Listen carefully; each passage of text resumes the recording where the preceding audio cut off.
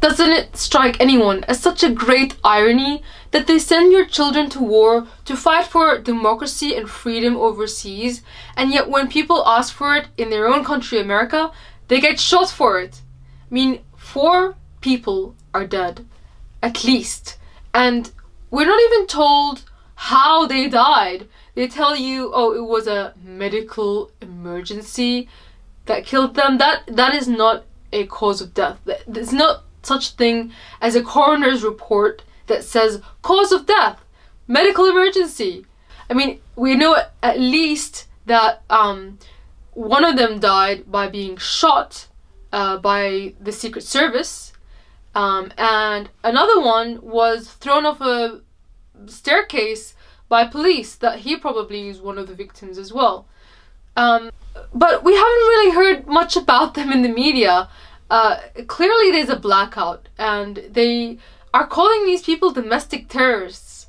I mean, all they did was walk inside a building. Domestic terrorists?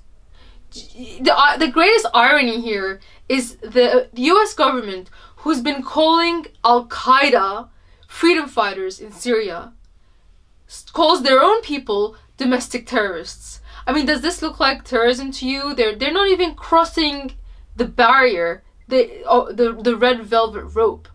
They're not even crossing it. Do you know what domestic terrorism is? Take it from someone who comes from Syria and has experienced the full brunt of their nation being devastated by terrorism. Call me when they're slitting people's throats in the streets, when they're bombing schools and bombing buses full of people. Call me then, and then we'll talk about whether you or not you're allowed to call them terrorists. Look at who you call terrorists and who you call freedom fighters. Just look at the hypocrisy. Then they bring up the fact that there were Molotov cocktails that were found, and therefore that is the reason why they're gonna call these people domestic terrorists. Again, compare what happened at Capitol Hill to what happened in Ukraine when it comes to Molotov cocktails.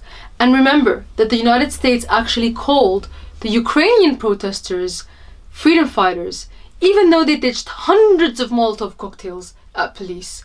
And yet they call the US ones domestic terrorists.